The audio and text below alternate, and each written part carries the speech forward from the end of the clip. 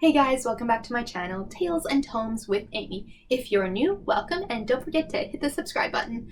So, it's finally January 2021, leaving the dumpster fire that is 2020. I'm still gonna be working from home, for the first half of this year. We'll see how everything else plays out with the vaccine. Hope you're all guys are staying safe and healthy, but let me go over my TBR list for January. First three books I'm going to show you is all the books that were on my December TBR, and again, just didn't get around to them just with all the preparations for Christmas and winter solstice and all that jazz.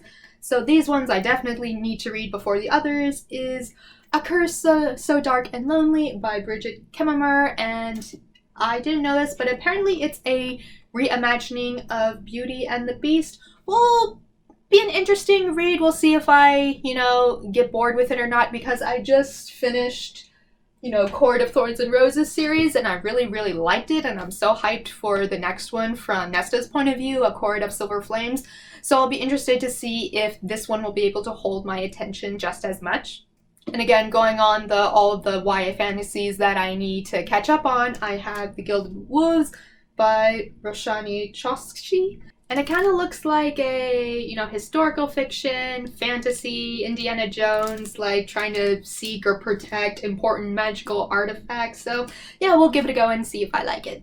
And then the last of my library books that I need to read this month so that I can return them is Black Rabbit Hall. And this is the last one of the big group that I checked out from the library that are specifically about haunted houses. And again, later I will be doing a video about my top 10 haunted house novels. So we'll see if this makes it or not. This is basically about a couple that I don't know if I forget if she is a relative, is connected to the family in some way, but she wants to have her wedding at this venue, at the Black Rabbit Hall, and it's of course all the creepy stuff that happens. And is it truly haunted? Is it not? We'll see.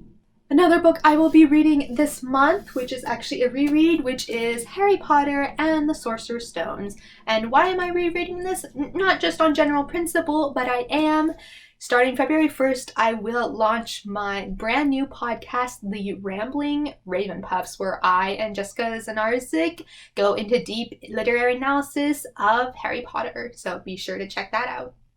And an ebook that I started reading in December and will probably finish in January is The Snake's Pass by Bram Stoker. Yes, that's right. That's the same guy that wrote Dracula. And so I talked about in my book haul that I bought an e-collection of his completed works, because there's a lot of stuff that he wrote beyond Dracula. And so The Snake's Pass is an interesting read because it's one of the only stories he wrote that takes place primarily in Ireland. And even just reading it, they have all the letters and words spelled weirdly because he's trying to show the Irish accent, and it takes a while to get used to it. But I really like it. I really enjoy the history of Ireland, and especially the tension between the English and the Irish, and how that was really combative well into the 20th century. So yeah, I'm interested in that, and it's all about the sort of legend around St. Patrick and the sort of snake he theoretically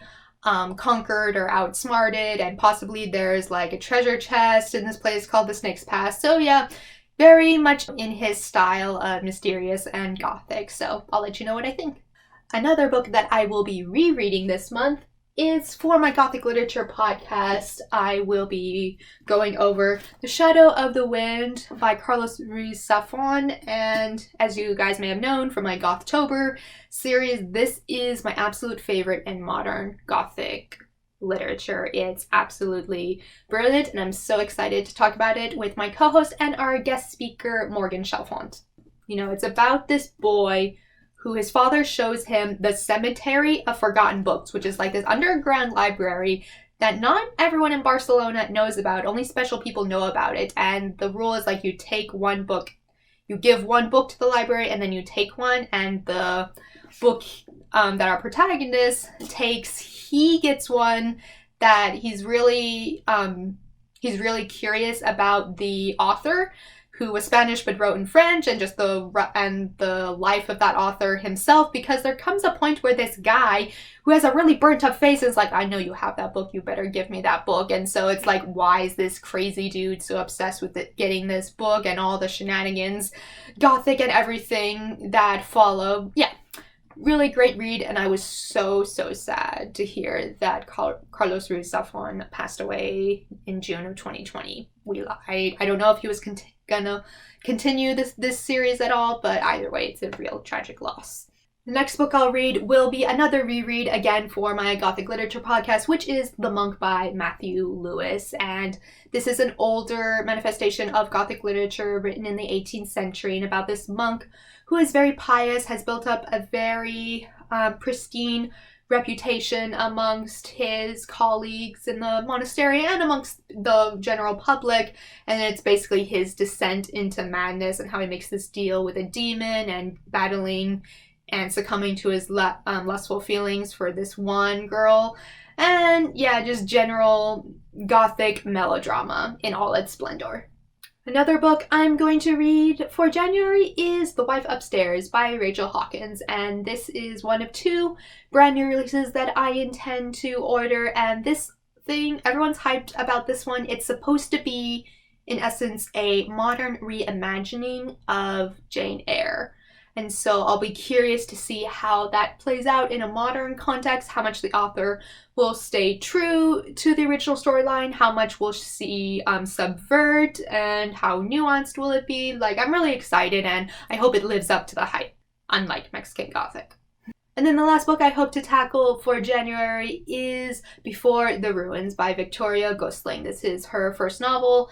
It's basically about these 3 friends who, there's this new guy who comes into town who's like kind of bad news, and they kind of get sort of mixed up in a lot of trouble, and there's this old like ruined house, and the guy tells them, hey, like there's a really expensive diamond necklace hidden in the house, like let's play this game where it's like half trying to find the necklace but also half like psychologically messing with everyone. And then several years go by, and then something really bad happens. So it's the typical something happened really bad at the manor house, and everyone grows up, and then something happens, and then you got to go back and, you know, retrace the steps of the past. So, but I'm really looking forward to it. I hope it has the same sort of allure as Home Before Dark did.